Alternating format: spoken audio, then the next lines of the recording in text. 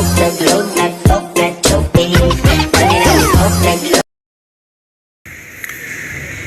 evening, everyone. There's so much confusion. Hindi dapat ito. So kanina, pasensya na po kayo kasi napaka-windy, so baka hindi nyo po narinig yung sinabi ko. As you know, no, I've been talking about principles and values, trying to be constructive, trying to be supportive sa lahat. But sinabi ko nga kanina na dapat yung legal remedies are available to everyone, and yung due process is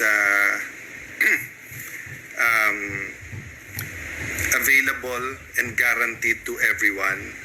I'm trying to be deliberate kasi nga kagabi sabi ko sa inyo, huwag emosyon, mag-isip muna. Kanina nung nag-unfold yung pag-aresto at wala pa yung warrant of arrest pero pinag-uusapan na nandyan na, I was soberly and quietly, patiently listening. Yung isang channel, pinila isa-isa ang mga kalaban ni President Duterte from mga legitimate human rights lawyers, former Senator De Lima, those from the Philippine left, napakarami, and basically rejoicing. And I respect their rights, di ba? Pinaglaban nila to yung legal at sinasabing human rights sila. Pero hindi ba yung human rights due process? So let me stop there. In the first part, ang sinasabi ko, naiintindihan ko that there's always two sides to an argument.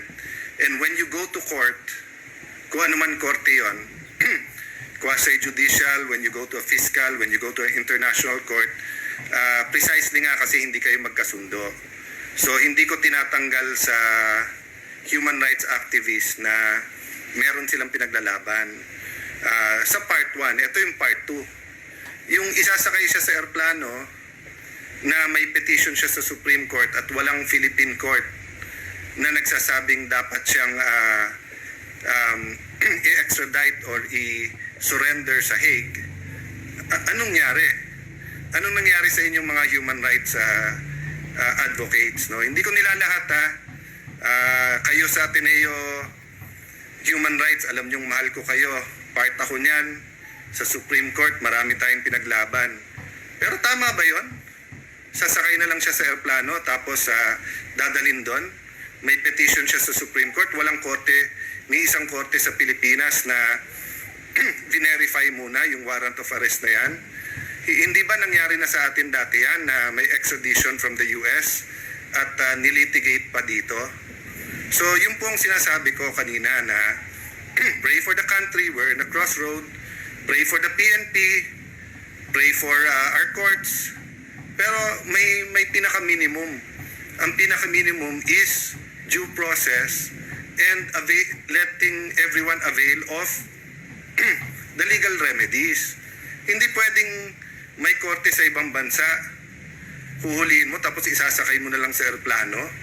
So ito po tanong ko sa inyo, paano kung sitting Supreme Court Chief Justice, sitting Speaker, sitting Senate President, sitting Cabinet Member, sitting President ng ating bansa, may isang international court na naglabas, yung PNP, huhulihin nyo na lang, sasakay nyo na lang sa aeroplano, aalis na sa ating bansa.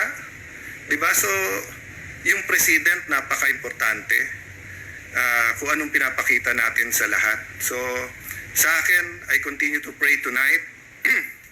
I appeal to everyone involved. Sinabi natin sa lahat, mahinahon, wag mapusok ang damdamin. Pero hindi ibig sabihin no, na pabayaan na lang natin kung may injustice na nangyayari. So, yun ang challenge ko ngayon sa mga human rights advocates. Hindi ba nung nasa DFA ako, kahit we disagree, pinaglalaban ko na makapagsalita kayo sa mga foreign, sa mga ibang bansa, sa mga embassy, sa human rights sa Geneva. Winelcome namin kayo. Sinabi ko sa mga embassy doon, kahit we don't agree, pasalitain sila. O, di ba may due process? So, I understand na happy kayo na may warrant of arrest. Happy din kayo na makakasuhan and the former president will now have to face that. But hindi ba part of facing it is kompleto muna legal remedies niya ngayon? So, hindi ko lang alam baka may nagsasalita na, baka tahimik pa. Tinitignan ko sa TV bago ako umalis kasi meron pa akong taping at appointment tonight. Tinitignan ko walang mga human rights na nagsasabing tama yung warrant of arrest pero sandali lang, mali na, sinakay nyo na lang sa airplano at padadala nyo sa ibang bansa. Yung ang PNP pagka may hinuli, di ba, na aktivista, sabay-sabay na lahat ng mga human rights activists na ba't nyo hinuli, give them kailangan may abogado sila, kailangan due process, nabasahan sila and everything ganyan, no? So kanina binasahan ng Miranda rights, may warrant of arrest, so okay yon. Pero yung isasakay mo sa aeroplano, anong korte sa Pilipinas ang nag-order nun, di ba?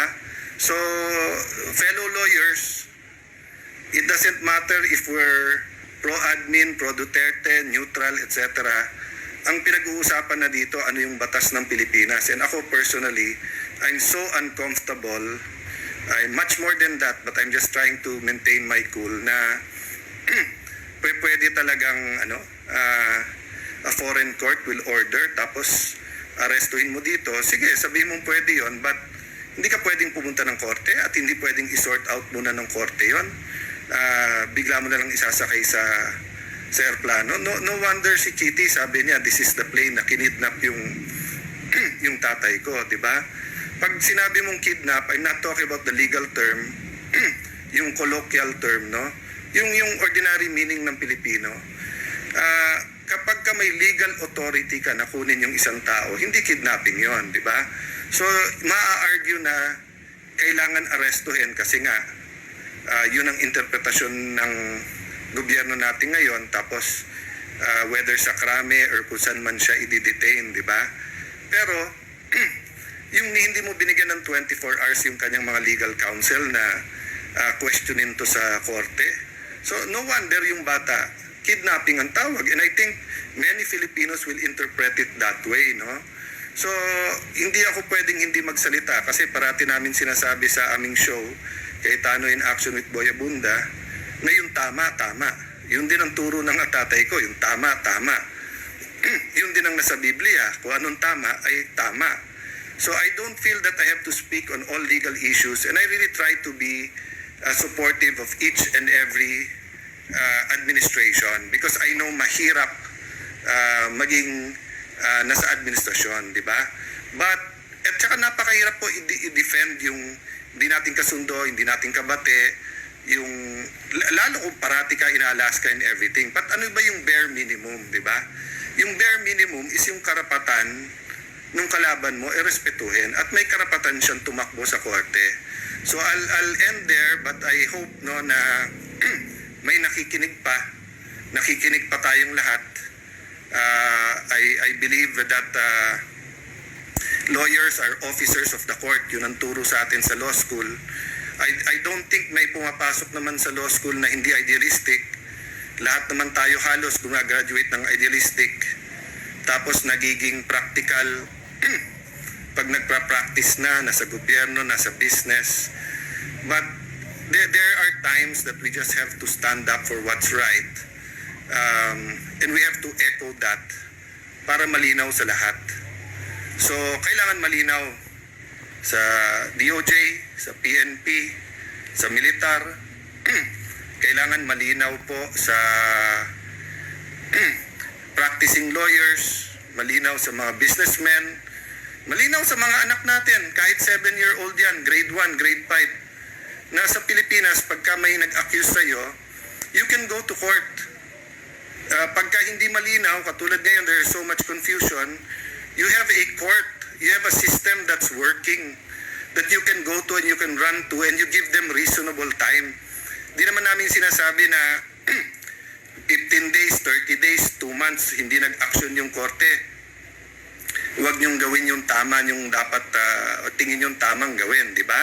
Pero yung kalilipad lang galing dito, yun nga, 8 years old, kailangan ng medical attention, tumakbo na yung mga lawyer sa korte, bigla niyong isasakay sa aeroplano tapos dadalhin niyo na sa Hague. I mean, alam ko serious yung charges. Isa po ako sa nagtanggol dyan at isa po ako sa who listen to criticism, and I also criticized behind closed door, and I also drew the lines, no? Having said that, there was always a court to go to, and there was always palitan ng kuro-kuro, palitan ng ideas, palitan ng akusasyon para mapag-usapan, 'di ba? So si President Duterte, former President Duterte, iba magsalita sa human rights. Ako, I've always respected you. Kahit magkabila sa politika, I've always said na trabaho nyo yan. Kahit yung tatay ko noon, ang daming mga controversial cases, yung ibang human rights lawyers, ite-take nila kahit na ang baho-baho, kahit ang galit na galit yung tao doon sa accused, meron abogado, I have to defend their rights. At tinuruan niya ako na respetuhin mo yung mga yan, Alan, kasi kailangan may magtanggol ng basic rights nila. So, pinakasimple lang sa akin, hindi ba basic right ng kahit sinong Pilipino